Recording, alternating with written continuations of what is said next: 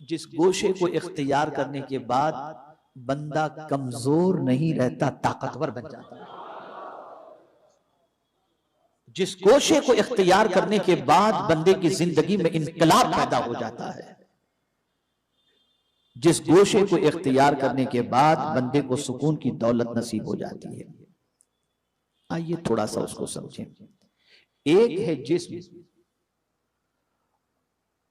और एक है रूह। खासतौर पर उलमा और तलबा से मैं तवज्जो चाहूंगा और मुबल्लिगीन से भी, आप सब भी तवज्जो से सुने। एक है जिस्म और एक है रूह। जिस्म की ग़िज़ा जुदा है, रूह की ग़िज़ा जुदा है। ये बात अच्छी तरीके से ज़हन के अंदर रखें कि सबसे ज्यादा अगर किसी चीज की फिक्र करनी चाहिए तो इस चीज की फिक्र करनी चाहिए कि रूह कमजोर न पड़े। इसलिए कि बहुत सारे औलिया को हमने देखा कि जिस्म के एतबार से बिल्कुल दुबले पतले हैं, लेकिन उनकी रूह इतनी ताकतवर थी कि ताकतवर को तमाचा मारे तो नीचे गिरता हुआ दिखाई दे, इसलिए कि वो रूह उनकी ताकतवर थी। खुद पैगंबर रहमत सल्लल्लाहु अलैहि वसल्लम का आलम यह था कि एक एक महीने तक घर में चूल्हा नहीं जलता था। उम्मुल मोमिनीन हजरत आयशा सिद्दीका रदियल्लाहु ताला अन्हा फरमाती हैं कि एक महीना तो हमारी जिंदगी का ऐसा गुजरा जिसमें सिर्फ दो काली चीजों के अलावा हमारे घर में कुछ नहीं था। और वो दो काली चीजें क्या थी? खजूर और पानी।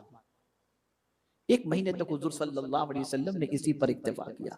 लेकिन रकाना पहलवान जब हुजूर के मुकाबले में आया तो सरकार ने उसे शिकस्त दे दी।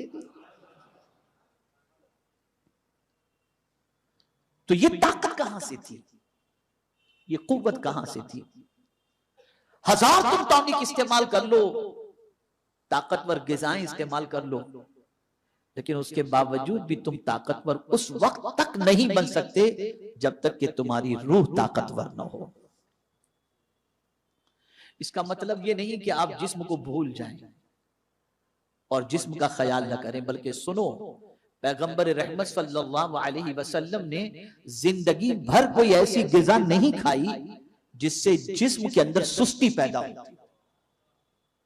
आक़ा करीम सल्लल्लाहु अलैहि वसल्लम की ग़िज़ाओं का अगर आप मुताला करें तो पैगंबर रहमत सल्लल्लाहु ताला अलैहि वसल्लम की ग़िज़ाएं ऐसी ही थी कि जिन ग़िज़ाओं से जिस्म कभी कमजोर होता ही नहीं, बल्कि खुद रसूल आज़म सल्लल्लाहु अलैहि वसल्लम अल्लाह की बारगाह में दुआ करते, अल्लाहुम्मा इन्नी अऊज़ु बिका मिनल अज्ज़ि वल कसल, ए अल्लाह मैं तेरी पनाह मांगता हूं आजिज़ी और सुस्ती से, कमजोरी और सुस्ती से। आज हमारी कौम सुस्त हो गई, ऐसी भी सुस्त हुई है कि नींद खत्म होने का नाम ही नहीं लेती।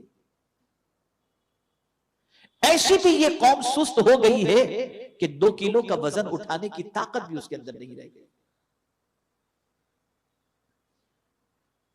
जितने मुस्लिम इलाके हैं वो सारे इलाकों के अंदर होटलों की कतार लगी हुई है और खाने वाले भी मुसलमानों की कतार लगी हुई है। क्या क्या खाते हैं और कितना खाते हैं, अल्लाह खैर फरमाए। खैर, तो अब आइए मैं आपको सरकार सल्लल्लाहु अलैहि वसल्लम की रूहानी जिंदगी का सफर कराऊं ताकि आप महसूस करें कि पैगंबर रहमत सल्लल्लाहु अलैहि वसल्लम की रूहानी जिंदगी कैसी थी। और ये बात मैं आज इसलिए अर्ज कर रहा हूं कि ओरिएंटलिस्ट मुस्तशरिकीन यूरोप ने सरकार सल्लल्लाहु ताला अलैहि वसल्लम पर भद्दे एतराज करके हुजूर सल्लल्लाहु अलैहि वसल्लम की शबी को खराब करने की कोशिश की और उन्होंने मादअल्लाह सरकार सल्लल्लाहु अलैहि वसल्लम के ज्यादा निकाह करने पर एतराज करके हुजूर सल्लल्लाहु अलैहि वसल्लम पर भद्दा इल्जाम लगाया। अब आइए मैं आपको बताऊं, आक़ाए करीम सल्लल्लाहु ताला अलैहि वसल्लम से रब इरशाद फरमाता है, या अय्युहल मुज़्ज़म्मिल, ऐ झुरमुट मारने वाले। अब इस सूरत की खासियत बताऊं आपको, ये सूरत क्या है? हजरत उबई इब्ने काब रदियल्लाहु ताला अन्हु फरमाते हैं कि रसूलुल्लाह सल्लल्लाहु ताला अलैहि वसल्लम ने इरशाद फरमाया कि जो शख्स सूरह मुज़म्मिल की तिलावत करे, अल्लाह अज़्ज़ व जल दुनिया और आखिरत की तंगी से उसे नजात अता फरमा देता है। ये है वो सूरह। और कितनी देर लगती है इसे पढ़ने में? 5 मिनट भी नहीं लगता। दुनिया की तंगी भी इससे दूर हो जाती है और आखिरत की तंगी भी दूर हो जाती है। अब परवरदिगार अपने महबूब सल्लल्लाहु अलैहि वसल्लम से खिताब फरमाते हैं, ऐ या अय्युहल मुज़म्मिल, ऐ जुर्म मारने वाले।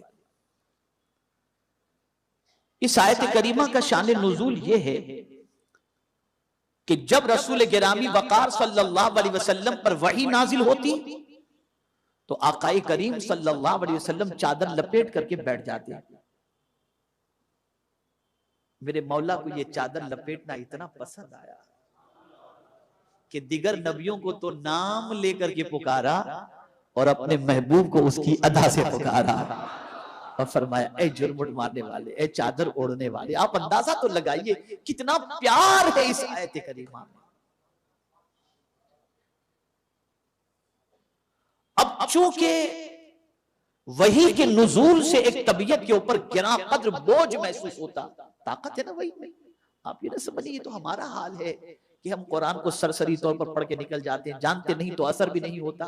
वरना खुदा की कसम ताकत इतनी है इस कुरान की कि अगर इस कुरान के एक एक लफ्ज और मानी को आदमी समझ करके पढ़े तो दिल की सारी बीमारियां दूर हो जाए, उसकी दिल की कमजोरियां दूर हो जाए। बहुत ताकतवर चीज का नाम कुरान है और जो शख्स कुरान की तिलावत कसरत से करता होगा अल्लाह ताला उसको बेखौफ भी कर देता है और ताकतवर बना देता है। तो वही का नुज़ूल होता तो पैगंबर रहमत सल्लल्लाहु अलैहि वसल्लम पर उसकी ताकत का असर होता। तो मेरे मौला ने फरमाया, ऐ झुरमुट मारने वाले, ऐ चादर ओढ़ने वाले, कुमिल लैल, रात में कयाम फरमा। कयाम का हुक्म दिया गया। ये रूहानी जिंदगी का सफर है। यहां से ये बात समझ में आई कि जहां दाढ़ी रखना नबी की सुन्नत है, अम्मामा शरीफ पहनना नबी की सुन्नत है, वैसे ही रात में उठ करके कयाम करना भी मेरे नबी की सुन्नत है मुबारक। और इस कयाम से मुराद इशा वाली नमाज की बात नहीं है, ये नफिल नमाज की बात है। कुमिल लैल, ऐ मेरे महबूब सल्लल्लाहु अलैहि वसल्लम रात में कयाम फरमा। तो पैगंबर रहमत सल्लल्लाहु अलैहि वसल्लम रात में कयाम फरमाने लगे। इतना तवील कयाम मेरे आका सल्लल्लाहु अलैहि वसल्लम का होता कि अल्लाह अज़्ज़ व जल्ल ने फिर तसल्ली दी, ताहा मा अंज़लना अलैकल कुरआन लितश्का। मेरे महबूब, हमने कुरान तुम पर इसलिए नाजिल नहीं किया कि तुम मशक्कत में पड़ जाओ, तुम मशक्कत में पड़ जाओ, इसलिए नाजिल नहीं किया। आपको और हमको कोई और तसल्ली देता है, लेकिन या रसूल अल्लाह आपकी अज़मतों पर कुर्बान के आपको आपका मौला तसल्ली दे रहा है, आपका मौला तसल्ली दे रहा है। मा अंज़लना अलैकल कुरआन लितश्का। अब कुमिल लैल कहा गया, रात के लिए रात को खड़े हो जाओ, कयाम करो रात में। लेकिन फिर इख्तियार दिया गया अपने महबूब को कि मेरे महबूब सल्लल्लाहु अलैहि वसल्लम ये पूरी रात कयाम की जरूरत नहीं है, सिवा कुछ रात के। यानी आप एक काम करें कि थोड़ा सा कयाम भी कर लें, रात के हिस्से में से पूरी रात इल्ला के जरिए इस्तिस्ना किया गया, कुमिल लैल इल्ला कलीला, थोड़ी सी रात। फिर उस थोड़ी सी रात को भी फिर कैद कर दिया गया, बता दिया गया कितनी रात आप कयाम करें। तो कहा गया निस्फहू, आधी रात, अविन कुस्मिनहु कलीला, या उससे कुछ कम करो, या इस पर कुछ बढ़ाओ, और ज़िद अलैह, इस पर कुछ बढ़ाओ। अब यहां से आप समझिएगा, ये जो आज मेकअप की जरूरत पड़ती है, बहुत सारी चीजों की जरूरत पड़ती है चेहरे को निखारने के लिए, उसकी वजह सबसे बड़ी यह है कि रात का कयाम छूट गया। मेरे आका सल्लल्लाहु अलैहि वसल्लम फरमाते हैं, जो रात को तहज्जुद पढ़े, सुबह उसके चेहरे को अल्लाह मुनव्वर कर दिया करता है, रोशन कर दिया करता है। और जब ये आये करीमा नाजिल हुई तो आप जानते हैं सहाबाई किराम अलैहिमुर रिदवान भी रात को नमाज पढ़ने लगे, कयाम करने लगे, लेकिन सहाबाई किराम उम्मत से परवरदिगार जल्ल जलालहू ने इसको मंसूख कर दिया। अब रात का कयाम उम्मत के लिए फर्ज नहीं है, अब ये नफिल के अंदर होगा। लेकिन तारीख ये बताती है शायद ही कोई वली आपको ऐसा मिले जो रात की तारीकी में नमाज न अदा करता हो। सिर्फ ईशा की बात नहीं कर रहा हूं, ईशा की बात नहीं कर रहा हूं। ईशा पढ़कर सो जाना और रात के कुछ हिस्से के गुजर जाने के बाद अल्लाह की बारगाह में खड़े होकर नमाज पढ़ना, ये हर वली की जिंदगी आपको नजर आएगी, हर वली की जिंदगी। इसीलिए फरमाया गया रात को 3 हिस्से में तकसीम करो। आज तो पूरा एक हिस्सा व्हाट्सएप में गुजर जाता है। 3 हिस्से करो रात के। एक हिस्सा अल्लाह को दो, खालिक से खालिक की बंदगी में गुजारो। एक हिस्सा अहलो अयाल को दो और एक हिस्सा अपने जिस्म को आराम के लिए दो। ये 3 हिस्से रात के करने चाहिए।